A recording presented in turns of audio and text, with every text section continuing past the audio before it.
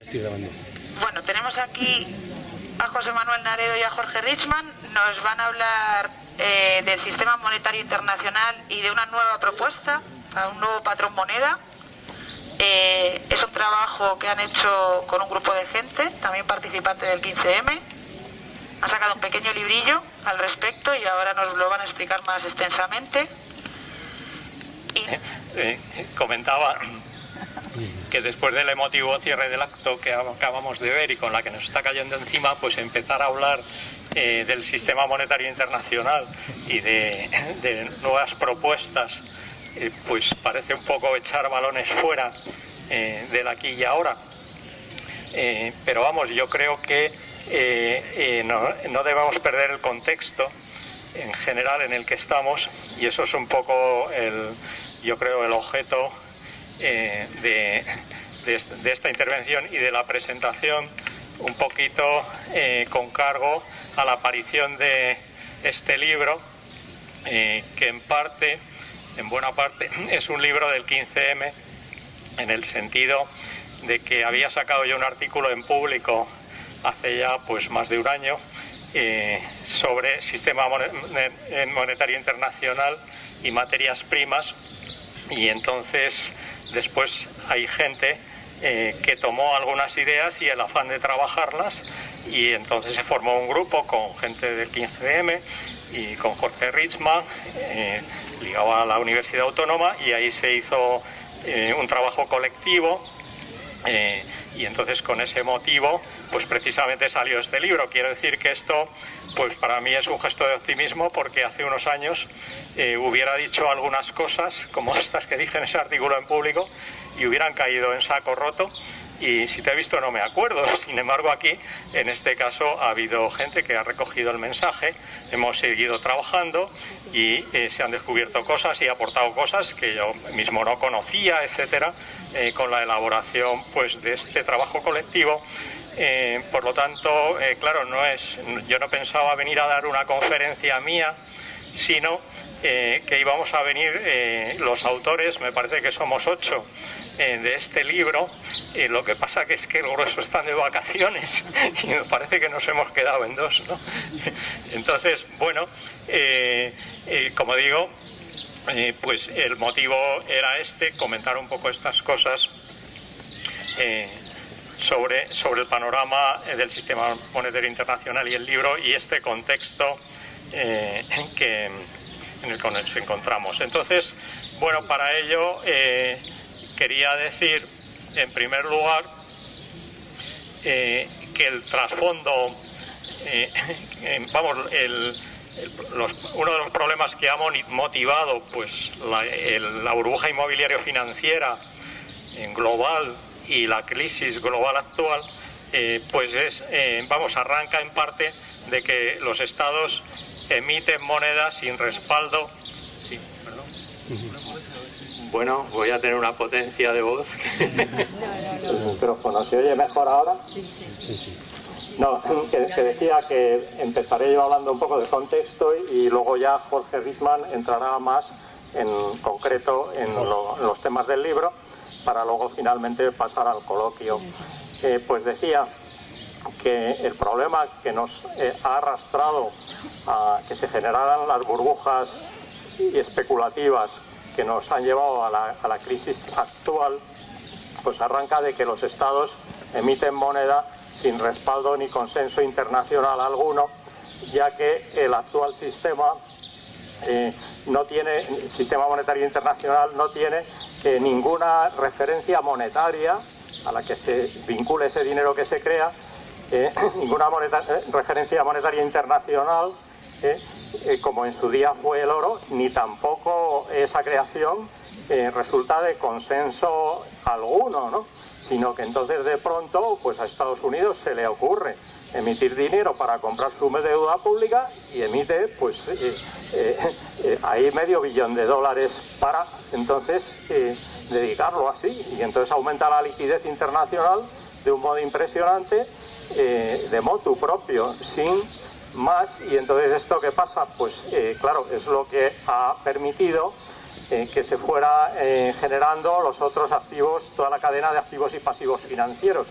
entonces debemos ver, es un poco lo que quiero comentar, el sistema económico mundial como una especie de tres engranajes conectados. Entonces, más bien, o si no, vasos comunicantes que añaden presión.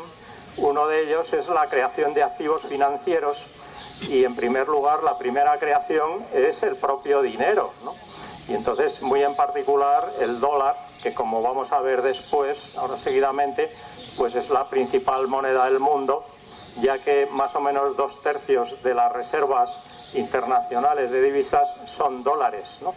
Entonces, esa creación de dinero lo que arrastra luego esa otra creación de lo que se llama dinero bancario, que es el dinero de los bancos, que una vez que lo ingresan, pues lo prestan otra vez, lo vuelven a ingresar, etcétera, y hay una cadena que va expandiéndose mucho más con esa que se llama creación de dinero bancario, a la que se añade lo que yo llamo creación de dinero financiero, que es que cualquier transnacional que se precie es capaz de emitir papel que suple las funciones del dinero.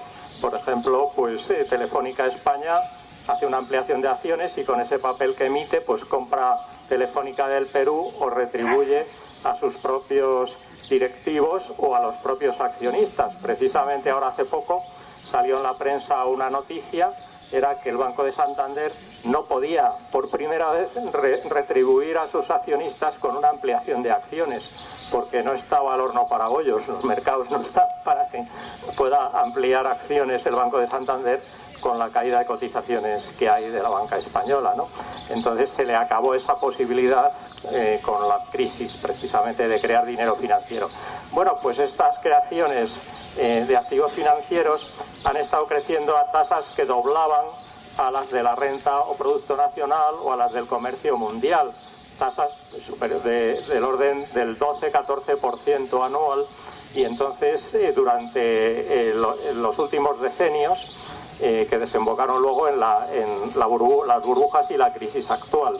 Bueno, pues entonces veamos que este es un engranaje que está creciendo y arrastra a la vez el otro, que es el de las plusvalías y los ingresos que se generan, bien como consecuencia de las burbujas, pero bien a la vez, si no, pues los ingresos ya pues vinculados a la renta, etcétera, que es lo que recoge el cuadro macroeconómico al uso, ¿no?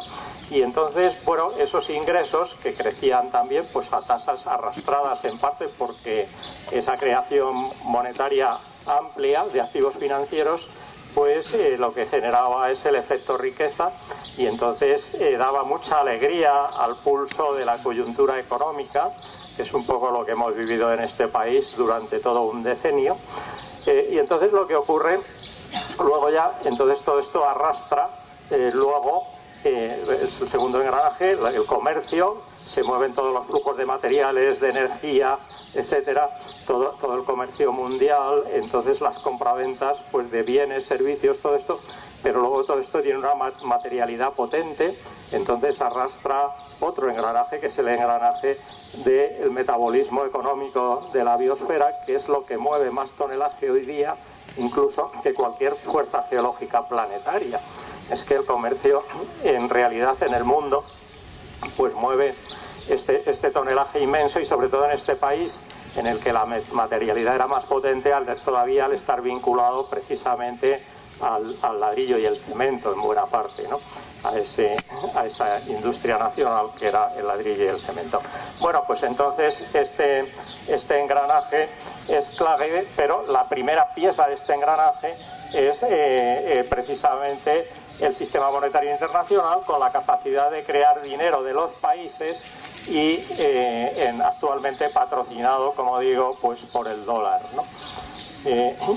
Entonces, como consecuencia de esto, esa expansión que ha arrastrado donde nos ha llevado, pues yo he comentado que la pretensión de avanzar, vamos, esto lo digo en el libro Raíces del Deterioro Ecológico y Social, la pretensión de avanzar hacia un mundo social, la pretensión de avanzar hacia un mundo social y ecológicamente más equilibrado y estable, sin cuestionar las tendencias expansivas de los activos financieros de los agregados monetarios y de la mercantilización de la vida en general es algo tan ingenuo y desinformado que raya verdaderamente en la estupidez. Verdaderamente, si se quiere ese mundo más equilibrado económica, social, ecológicamente, pues entonces, claro, vemos que habría que repensar, en primer lugar, ese sistema monetario. La reserva y la acumulación de dinero, existe la posibilidad de que lo económico se despegue por completo de la ecología y de la sociedad. Y eso ha sido un problema creciente en la limitada economía mercantil de los griegos, pues no podía desmandarse mucho.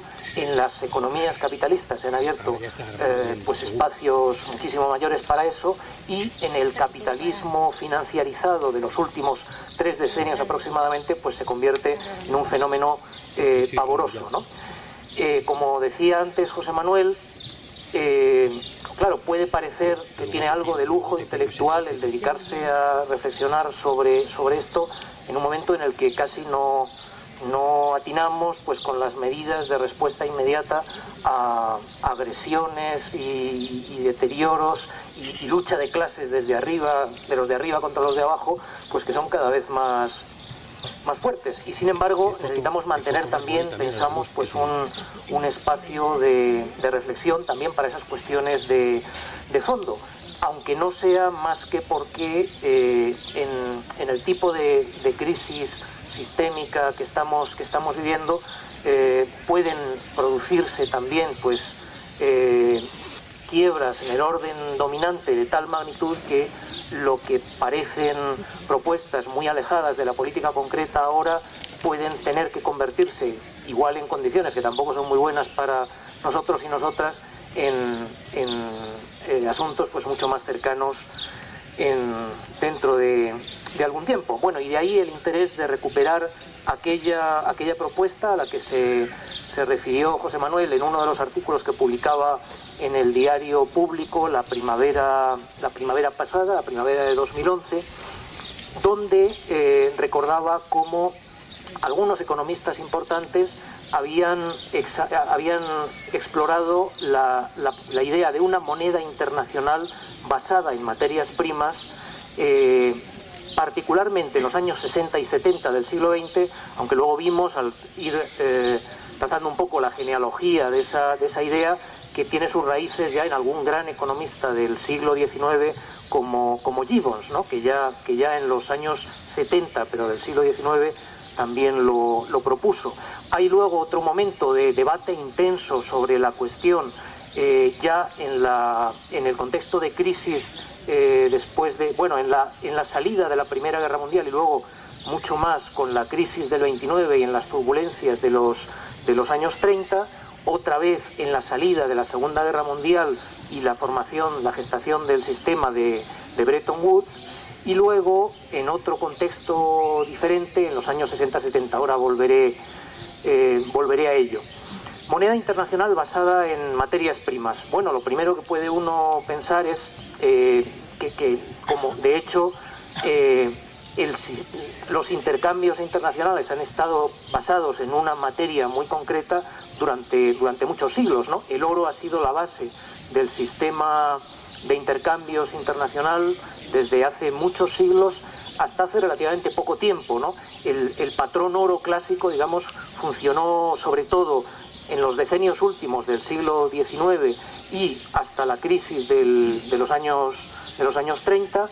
Luego, de otra manera, en la salida de la Segunda Guerra Mundial, ese sistema de Bretton Woods tenía también un anclaje al oro, puesto que las monedas estaban vinculadas con el dólar, con paridades fijas de cambio, y el dólar a su vez estaba respaldado, se suponía, lo estaba más al principio y luego lo fue estando progresivamente menos, con reservas de oro en los bancos centrales.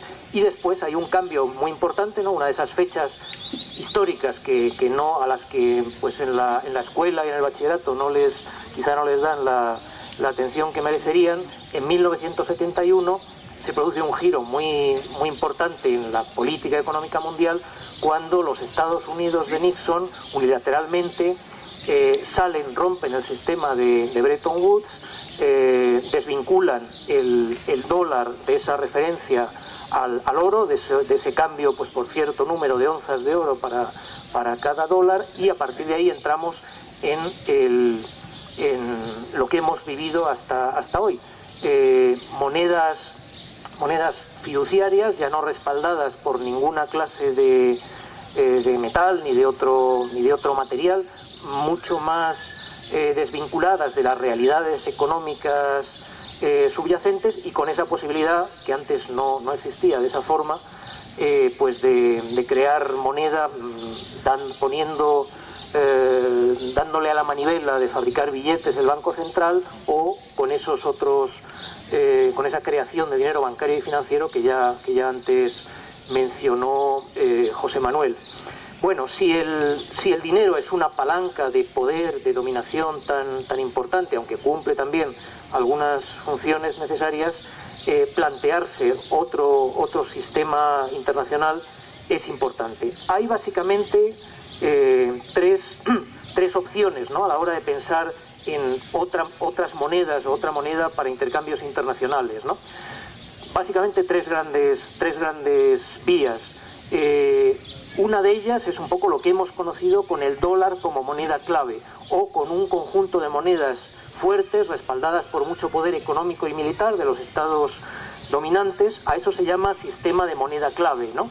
El dólar indiscutido, o a lo mejor el dólar y el euro si las cosas hubieran ido de otra forma para el euro, o unas pocas monedas, ya digo, con mucho poder económico y militar detrás y vinculadas con estados concretos, ¿no? El paradigma ahí pues ha sido el papel del dólar en los decenios de posguerra de la Segunda Guerra Mundial. Otra posibilidad sería la que Keynes en los debates de Bretton Woods tenía en la cabeza. Él proponía fundar pues una institución internacional que llamaba ICU, International Clearing Union, ¿no?, una especie de banco central mundial que tendría autonomía para emitir su propia moneda fiduciaria internacional, una moneda basada en la confianza, que es a lo que se refiere pues ese adjetivo fiduciario, sin un respaldo físico o metálico, ¿no? Eso sería una segunda vía, ¿no?, un sistema de moneda fiduciaria internacional emitida por un banco mundial, si hubiera, pues digamos, un contexto internacional mínimamente democrático. Y luego la tercera posibilidad serían monedas de reserva internacionales respaldadas por algún patrón realmente existente, ¿no? El oro históricamente lo fue en épocas pasadas. Lo que ahora parece más, bueno, por razones que tampoco hay tiempo ahora para explicar con mucho detalle, pero no hay ninguna...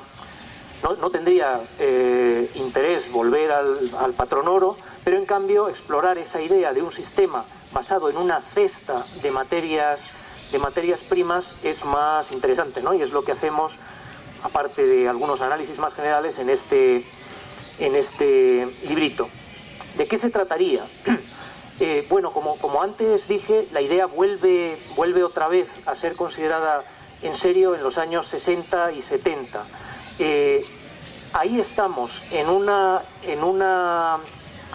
un mundo que se encuentra en medio de esa fase de expansión económica que siguió a la Segunda Guerra Mundial, eso que los franceses en más de una ocasión pues llamaban los 30 gloriosos, ¿no? 3 decenios de fuerte crecimiento económico, de cierto equilibrio entre capital y trabajo, de políticas pues más o menos keynesianas de sostenimiento de la demanda, de un Estado que considera que su función no es solamente controlar la inflación, por ejemplo, sino también alcanzar el pleno empleo. En fin, ya sabéis cómo fue ese periodo, y también es el periodo en el cual, después del final de la Segunda Guerra Mundial, tiene lugar la descolonización de gran número de países que habían estado sometidos a imperios, a dominio colonial, ¿no?, por diversas potencias.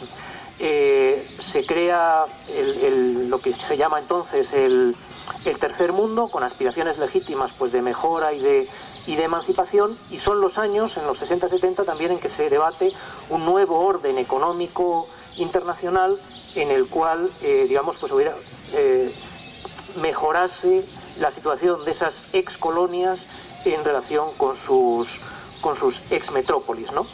En ese contexto, algunos grandes economistas keynesianos socialdemócratas, digamos, y en particular uno llamado Caldor, pero también otros como Hart, Tinbergen y luego Pierre Mendès France, formulan, adaptándola a esa idea que viene de lejos, que no voy a explicaros ahora con todos los detalles su historia, de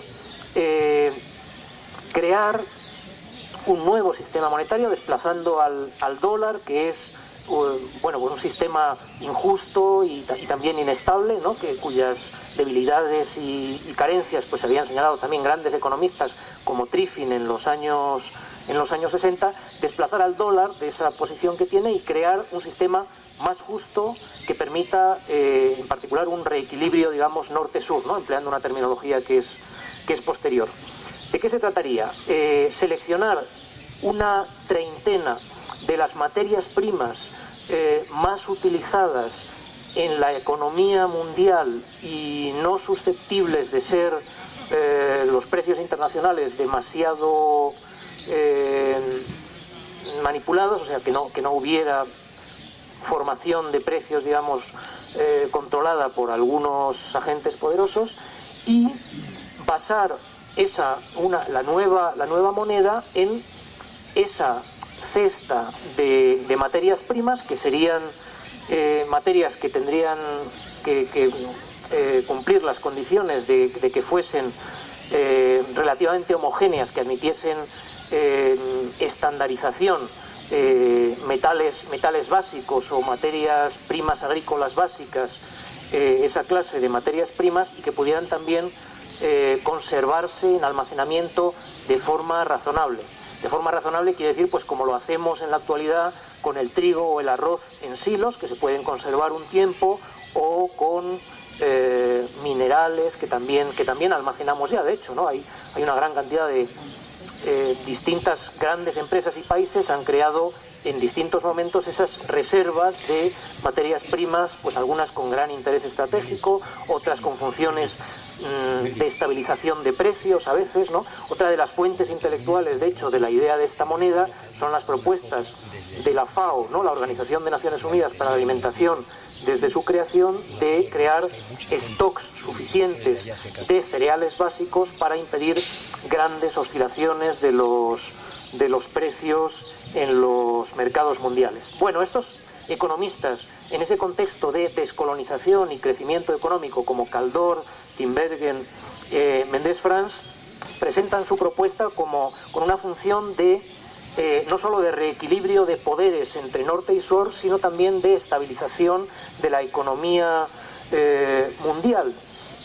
¿Cómo funcionaría la cosa? Habría una nueva institución, ¿no? Una especie también, pues, de Banco Mundial de Materias Primas, si se quiere, que tendría que estar, sería, pues como pasa con todas las demás propuestas de instituciones internacionales, que tendría que ser democrática y, en fin, funcionar de otra manera, como lo hacen ahora las instituciones internacionales. Organismo que,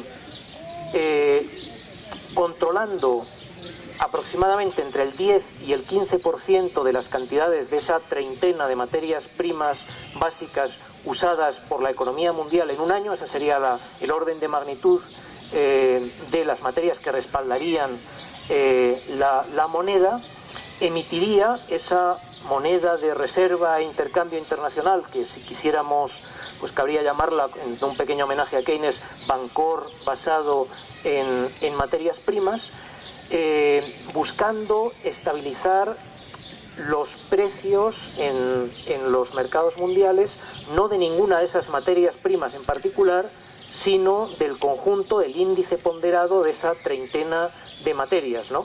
De manera que si los precios de ese índice cayesen demasiado, esa institución internacional compraría materias primas en los mercados internacionales emitiendo bancores, y al revés, si los precios subiesen demasiado, vendería reabsorbiendo esos bancores, de manera que tendríamos también un funcionamiento anticíclico que estabilizaría la economía mundial. Esa es a grandes rasgos la propuesta. Bueno, se abren, claro, algunos y algunas ya habéis tenido ocasión de reflexionar un poco sobre esto, lo hemos presentado anteriormente ya en círculos más pequeños, pero también con el grupo de economía de Sol, quizá hayáis oído algo más. Para quienes escuchéis la propuesta por primera vez, pues seguro que se os habrá muchas dudas y cuestiones que pueden requerir aclaración, ¿no?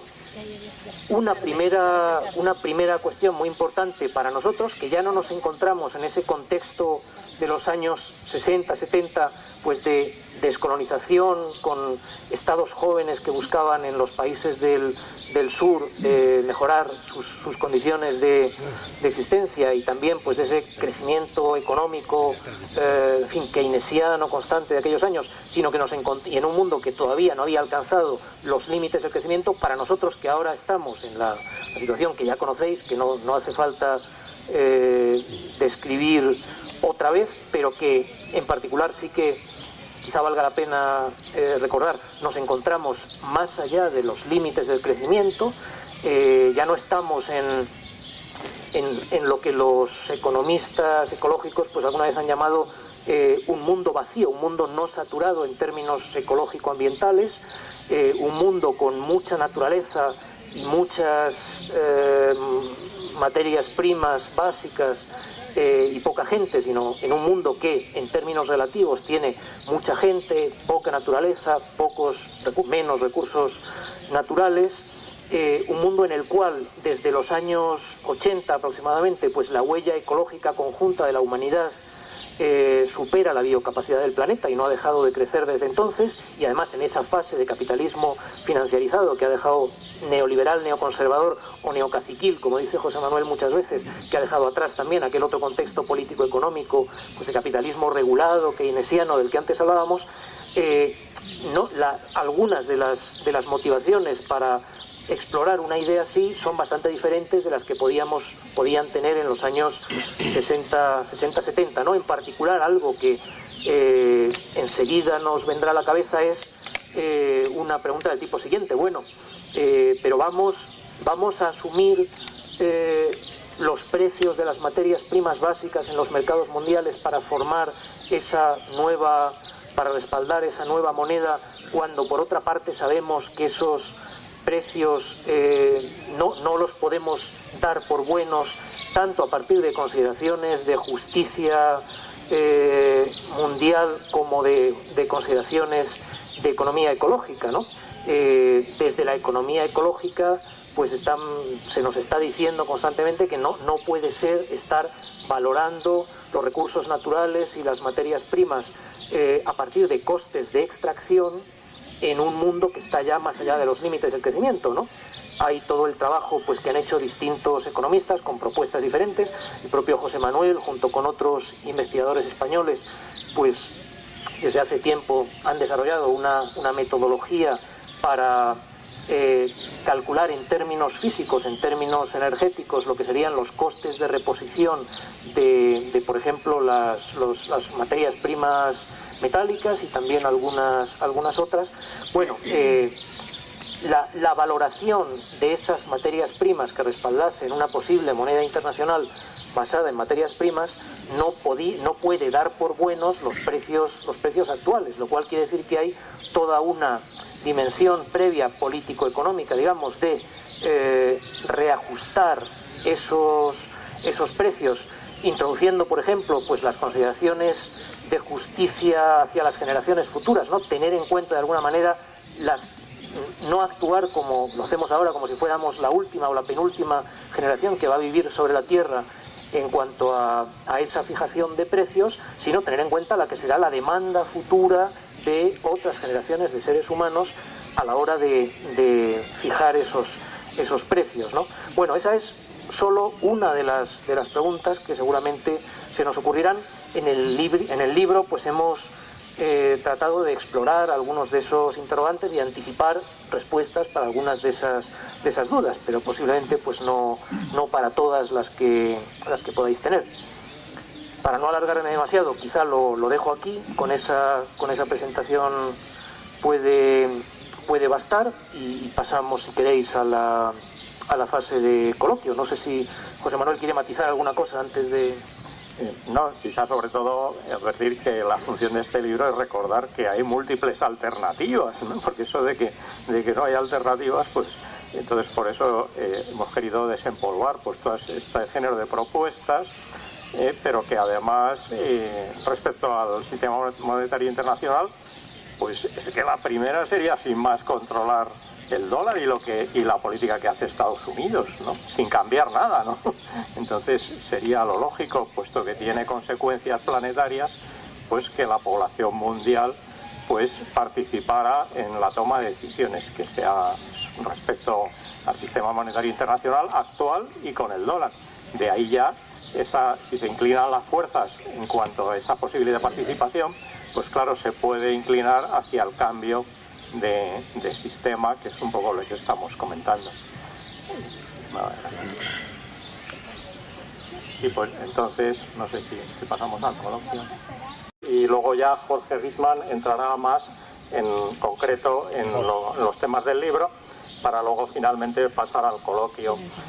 Pues decía que el problema que nos ha arrastrado a que se generaran las burbujas especulativas que nos han llevado a la crisis actual, pues arranca de que los estados emiten moneda sin respaldo ni consenso internacional alguno, ya que el actual sistema el sistema monetario internacional no tiene ninguna referencia monetaria a la que se vincule ese dinero que se crea, ninguna referencia monetaria internacional, como en su día fue el oro, ni tampoco esa creación resulta de consenso alguno, ¿no? Sino que entonces de pronto pues a Estados Unidos se le ocurre emitir dinero para comprar su deuda pública y emite pues ahí $500 millones para entonces dedicarlo así, y entonces aumenta la liquidez internacional de un modo impresionante, de motu propio. Bueno, tenemos aquí a José Manuel Naredo y a Jorge Richman. Nos van a hablar del sistema monetario internacional y de una nueva propuesta para un nuevo patrón moneda. Es un trabajo que han hecho con un grupo de gente, también participante del 15M. Han sacado un pequeño librillo al respecto y ahora nos lo van a explicar más extensamente. Comentaba que después del emotivo cierre del acto que acabamos de ver y con la que nos está cayendo encima, pues empezar a hablar del sistema monetario internacional y de nuevas propuestas, pues parece un poco echar balones fuera del aquí y ahora. Pero vamos, yo creo que no debemos perder el contexto en general en el que estamos, y eso es un poco yo creo el objeto de esta intervención y de la presentación, un poquito con cargo a la aparición de este libro, que en buena parte es un libro del 15M. Los autores, me parece que somos 8 de este libro, lo que pasa que es que el grueso están de vacaciones y me parece que nos hemos quedado en 2, ¿no? Entonces, bueno, como digo, pues el motivo era comentar un poco estas cosas sobre el panorama del sistema monetario internacional y el libro y este contexto en el que nos encontramos. Entonces, bueno, para ello quería decir, en primer lugar, que el trasfondo, uno de los problemas que ha motivado pues la burbuja inmobiliaria financiera global y la crisis global actual, pues arranca en parte de que los estados emiten monedas sin respaldo. Sí, perdón. Bueno, voy a tener una potencia de voz. El micrófono, ¿se oye mejor ahora? Sí. No, que decía que empezaré yo hablando un poco de contexto y sin más, y entonces esto que pasa, pues claro, es lo que ha permitido que se fuera generando los otros activos, toda la cadena de activos y pasivos financieros. Entonces debemos ver, es un poco lo que quiero comentar, el sistema económico mundial como una especie de tres engranajes conectados. Entonces, más bien, o si no, vasos comunicantes que añaden presión. Uno de ellos es la creación de activos financieros y, en primer lugar, la primera creación es el propio dinero, ¿no? Y entonces, muy en particular, el dólar, que como vamos a ver después, ahora seguidamente, pues es la principal moneda del mundo, ya que más o menos 2/3 de las reservas internacionales de divisas son dólares, ¿no? Entonces, esa creación de dinero lo que arrastra luego esa otra creación de lo que se llama dinero bancario, que es el dinero de los bancos, que una vez que lo ingresan, pues lo prestan otra vez, lo vuelven a ingresar, etcétera, y hay una cadena que va expandiéndose mucho más. En el sentido de que había sacado yo un artículo en Público hace ya pues más de un año sobre sistema monetario internacional y materias primas, y entonces después hay gente que tomó algunas ideas y el afán de trabajarlas, y entonces se formó un grupo con gente del 15M y con Jorge Richman, ligado a la Universidad Autónoma, y ahí se hizo un trabajo colectivo. Y entonces con ese motivo pues precisamente salió este libro. Quiero decir que esto pues para mí es un gesto de optimismo, porque hace unos años hubiera dicho algunas cosas como estas que dije en ese artículo en Público y hubieran caído en saco roto, y si te he visto no me acuerdo. Sin embargo, aquí en este caso ha habido gente que ha recogido el mensaje, hemos seguido trabajando y se han descubierto cosas y aportado cosas que yo mismo no conocía, etcétera, con la elaboración pues de este trabajo colectivo. Por lo tanto, claro, yo no pensaba venir a dar una conferencia mía, sino que íbamos a venir